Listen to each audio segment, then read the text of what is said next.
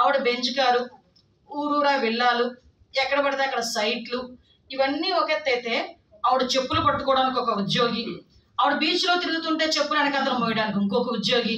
అంటే మామూలుగా లేదు ఈవిడ వ్యవహారం, పీక్స్లో ఉందనమాట. ఇలాగ జగన్మోహన్ రెడ్డి గారికి కానీ భారతి గారికి కూడా జరగదండి బాబు. నాకు తెలిసి భారతి గారు చెప్పులు పట్టుకున్నట్టు ఎక్కడ నేను కనిపించలేదు ఆవిడను. ఈవెన్ జగన్మోహన్ రెడ్డి గారు చెప్పులు పట్టుకున్నట్టు కూడా వాళ్ళ ఉద్యోగం ఎవడో ఎక్కడ కనిపించలేదు. బట్ రోజారెడ్డి గారు చెప్పులు పట్టుకోవడానికి మాత్రం ఒక ఉద్యోగి ఈరోజు మనకి రెడీ అయ్యాడు. అంటే ఇలా ఉంది వీళ్ళ పరిస్థితి. వీటితో పాటు ఇప్పుడు చూస్తే వీళ్ళ తాలూకా గ్రావెల్ పనులు కానీ, గ్రావెల్ అమ్మకాలు కానీ, అదేవిధంగా క్వారీ అమ్మకాలు కానీ. ఆఖరికి ఇంకో విషయం చెప్పనా, ఈవిడ ఏం చేస్తుందో తెలుసా, నేను అడిగితే నిజంగా మర్తిపోయింది, ఇలా కూడా సంపాదించవచ్చా అనిపించింది. ఆర్డీఓ ఆఫీస్ని, ఎంఆర్ఓ ఆఫీసుల్ని, సబ్ రిజిస్ట్రార్ ఆఫీసుల్ని ఒక్కొక్కరికి అప్పచెప్పి ఆవిడ ఎవరైనా ఆవిడే క్రియేట్ చేస్తుంది ప్రాబ్లం, వాళ్ళే క్రియేట్ చేస్తారు, వీళ్ళ దగ్గరికి వస్తారు, వీళ్ళు క్లియర్ చేస్తారు, దానికి ఇంతని కమిషన్.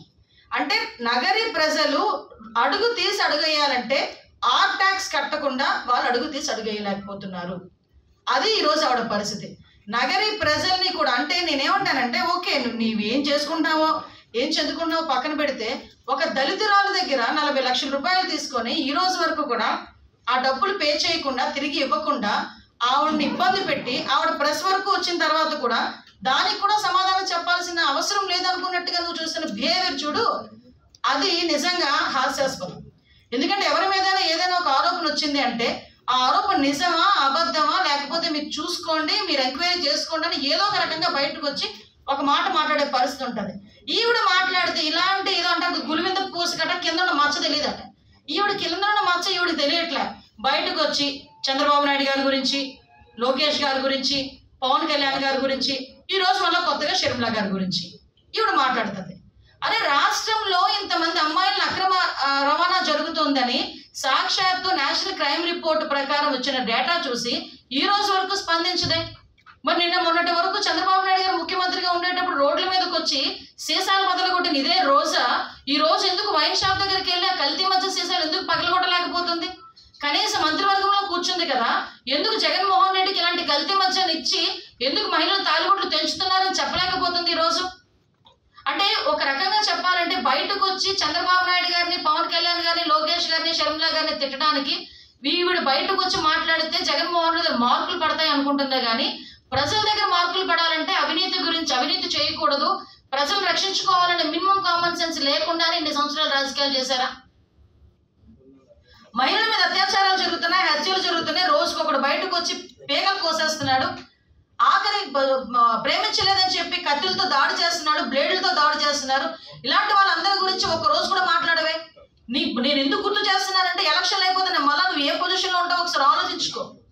ఈ రోజు పరిస్థితి ఏంటంటే, ఒకనొక సందర్భంలో ప్రతిపక్షంలో ఉండేటప్పుడు ఆ వనసాక్షి ఇష్యూని, రిస్తేశ్వర ఇష్యూని, రెండింటి ఇష్యూని కూడా ఓకదప్పుడు ప్రసంగాల కింద మాట్లాడారు. మరి ఈ రోజు జగన్మోహన్ రెడ్డి హయాంలో ఇంతమంది ఆడపిల్లల మీద అత్యాచారాలు జరుగుతుంటే వీటి మీద ఎందుకు మాట్లాడవు ఈరోజు? అంటే కనీసం ఈరోజు ఎంత దౌర్భాగ్యమైన పరిస్థితి అంటే, రోజా మాట్లాడితే బయట ఉన్న ఆడవాళ్ళు కూడా ఈవిడ మాట్లాడుతుందా సిగ్గుపడే పరిస్థితి ఈరోజు. అంత దారుణంగా మాట్లాడుతున్నారు. ఈవిడ మాట్లాడితే లోకేష్ గారిని, చంద్రబాబు నాయుడు గారిని, పవన్ కళ్యాణ్ గారిని, షర్మిల గారిని, ఈరోజు షర్మిల గారిని నేను ఒక మాట చెప్పాలి మీ అందరికీ కూడా. షర్మిల గారి టాపిక్ వచ్చింది కూడా చెప్పాలి. షర్మిల గారి కాళ్ళు కడుక్కొని నెత్తిన నీళ్లు జల్లుకోండి వైఎస్ఆర్సీపీ నాయకులందరూ, ఇంక్లూడింగ్ జగన్మోహన్ రెడ్డి అండ్ భారతి, జల్లుకోవాలి. ఆ రోజు ఆవిడ పాదయాత్ర చేయలేకపోతే ఈ రోజు మీరు ఆ సీట్లో కూర్చునే వాళ్ళే కాదు, ఆవిడ గురించి కూడా వీళ్ళు మాట్లాడతారు. ఈవిడ బయటకు వచ్చి విమర్శించటం అంటే విషయం ఏంటంటే, వీళ్ళు ఒక అవినీతి కూపంలో ఇంచుమించుగా కూడుకుపోతుందా? పర్యాటక శాఖలో ఈవిడ అవినీతి కనుక మనం చూస్తే, లాస్ట్ టైం ఎగ్జాంపుల్ చెప్తున్నా, ఆవిడ ఇసుక నుంచి కూడా తైలం తీయగలదు, మహానుభావురాలు, ఎక్కడ నేర్చుకుందా కానీ. అఫ్కోర్స్ ఎదా అంటారు కదా, యథా రాజా తదా ప్రజ అన్నట్టు, యథా నాయకుడు తదా లీడర్ కూడా, యథా కార్యకర్త. అఫ్కోర్స్ వాళ్ళ నాయకుడు ఎలాగైతే సంపాదించగలడు, ఈమె కూడా అలాగే సంపాదించగలదు. సాక్షాత్తు జగన్మోహన్ రెడ్డి గారు పుట్టినరోజు పేరు చెప్పుకొని 29 కోట్లు మింగేసింది. ఆ విషయాన్ని స్ట్రైట్ అవే నేనే కూర్చొని ఒకసారి ప్రెస్లో మాట్లాడాను, దాని గురించి సమాధానం కూడా ఎవరు చెప్పడానికి కూడా ముందుకు రాదు. ఈవిడ పర్యాటక శాఖ కింద నాకు అర్థం కానిది ఏంటంటే, నిన్న మొన్నటి వరకు కూడా విశాఖ ఉత్సవం అని, అరకు ఉత్సవం అని చెప్పి అనేక రకమైన కార్యక్రమాలకి శ్రీకారం చుట్టేది పర్యాటక శాఖ. ఈ రోజు వరకు విశాఖ ఉత్సవం 4.5 సంవత్సరాల కాలంలో ఎందుకు చేయలేకపోయారు? అరకు గిరిజనోత్సవం ఈ రోజు వరకు ఎందుకు చేయలేకపోయారు? అంటే ఓవరాల్ గా చెప్పాలంటే వీళ్ళకి వీటి మీద ఉండదు. ఒక పర్యాటక శాఖకి సంబంధించి ఒక మంచి హోటల్ మేము ఈరోజు ఓపెన్ చేసాము అని, లేకపోతే పర్యాటక శాఖకి సంబంధించి మేము ఒక పెద్ద ఈవెంట్ ఓపెన్ చేసామని చెప్పానండి. వీళ్ళు చేసింది ఏంటో తెలుసా? క్రూయిజ్,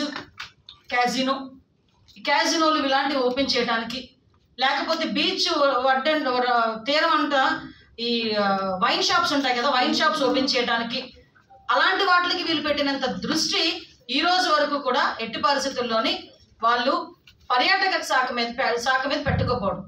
ఈవిడ పర్యాటక శాఖ అన్నది అడ్డం పెట్టుకొని రష్యాలు, ఇటలీలు, ఎక్కడ పడితే అక్కడ దుబాయ్లు, ఎక్కడ పడితే అక్కడికి వెళ్ళడం ఒక ఎత్తు అయితే, ఈవిడ ఏ రేంజ్లో ఉన్నదంటే అవినీతి చేస్తున్న నిర్వాహకాలు చూస్తూ ఉంటానంటే గ్రావెల్ విజయపురం మండలంలోని పారార్తేడు, మహారాజపురం ఈ రెండింటి దగ్గర గ్రావెల్ లేదట, మొత్తం నాకేసింది. పొత్తూరులోని కుందేలుగుంట, బండారపల్లి, దర్గం వీళ్ళ దగ్గర కూడా గ్రావెల్ మొత్తం. ఈవెన్ టోల్ గేట్ల దగ్గర కూడా వీళ్ళ దందా నడుస్తుంది. టోల్ గేట్ల దగ్గర కూడా పక్కనే ఒక ఇంచుమించు ఒక 20 ఎకరాలు ఎవరికో వివోనా భావే ఎవరో సంథింగ్ ఆయనకి ఇచ్చిన ల్యాండ్ని కూడా కబ్జా చేసి ఇంకో 20 ఎకరాలు కబ్జా చేసి మొత్తానికి వాళ్ళ బినామీల చేత లేఅవుట్లు వేస్తుంది. అంటే ఇలాంటివన్నీ కూడా చూసుకుంటే ఏమో చాలా గ్రంథం రాయొచ్చు. ఆ గ్రంథానికి టైటిల్ ఏంటో కూడా చెప్పనా? మళ్ళీ ఇందాక చెప్పాను కదా, అవినీతి తోటలో విరబూసిన రోజా. దానికి టైటిల్ పెట్టి బుక్ రాస్తే విపరీతంగా సేల్స్ ఉంటాయి. ఎందుకంటే ఈవిడ ఆర్టిస్ట్ కదా, ఈవిడ మాట్లాడే మాటలు నేనేమంటానంటే, అమ్మ ముందు నీ కింద మచ్చలు చూసుకో. నువ్వు ఏంటి, నీ నగర ప్రజలకు నువ్వేం చేసావు, ఏం అభివృద్ధి కార్యక్రమాలు చేసావు, నువ్వు నిజంగా నగర ప్రజల్లో నీకంటూ ఒక మార్క్ చెప్పగలవా? నీ మార్క్ ఏంటంటే గ్రావెల్ దందా, ఇసుక దందా, గ్రానైట్ దందా, భూ దందా, భూ కబ్జా, ఇవి నీకు మార్కులు. ఈరోజు అవినీతి ఎలా అంటే దళితుల దగ్గర డబ్బులు తీసుకోవటం, పదవులు ఇప్పిస్తానని డబ్బులు తీసుకోవటం. ఇంకొకటి అసలు విషయం మర్చిపోయానండి, తిరుమల తిరుపతి దేవస్థానం మీద రోజు నెలకి 20 లక్షలు సంపాదించే లీడర్ ఎవరైనా ఉన్నారా తెలుసా మీకు? జస్ట్ 1 monthలో 20 lakhs, 20 to 25 lakhs ఓన్లీ దర్శనాలకి తీసుకెళ్ళడానికి. నేను అనుకున్నాను మొదట్లో, అమ్మ రోజమ్మకి ఎంత భక్తి, వారంలో 3 సార్లు వెళ్ళిపోతుంది తిరుమల తిరుపతి దేవస్థానానికి, అస్తమానం ఎక్కడ చూసినా తిరుమల తిరుపతి దేవస్థానం మీద రాజకీయం అంతా నడిపేస్తుంది ఆవిడ. అది నిజంగా నేను వెంకటేశ్వర స్వామి భక్తురాలేమో అనుకున్నాను. అది వెనకాతల భక్తి ముందుని పెట్టుకుని వెనకాతల ఆ ముక్తి గురించి ఆలోచిస్తుందన్న సంగతి ఇప్పుడు అర్థమైంది. ఆవిడ కనీసం ఆవిడ తీసుకెళ్ళి దర్శనం చేయించడానికి డబ్బులు ఎలా తీసుకెళ్తారంటే రోజుకి 20 మందిని 30 మందిని తీసుకెళ్ళి అవి కూడా డబ్బులే. దేవుడి దగ్గర సొమ్ము కూడా తీసుకుంటే పుట్టగదులు ఉంటాయా అసలు? వీళ్ళు ఈరోజు చంద్రబాబు నాయుడు గారి గురించి, లేదంటే లోకేష్ గారి గురించి, పవన్ కళ్యాణ్ గారి గురించి మాట్లాడేస్తారు, అవినీతుల గురించి మాట్లాడతారు, జైల్లోకి వెళ్ళడం గురించి మాట్లాడతారు. ఎన్నో రోజులు పట్టదు, 2 నెలల్లో చంద్రబాబు నాయుడు గారు సీఎం కుర్చీలో కూర్చుంటారు. ఒక్కొక్కటి అవినీతి బండారం అప్పుడు బయటపడింది గ్యారంటీ అని. ఆ రోజు వరకు కొంచెం నోరు నీ చేయి 2 అదుపులో పెట్టుకుంటే నీకు మంచిది, అందరికీ మంచిది.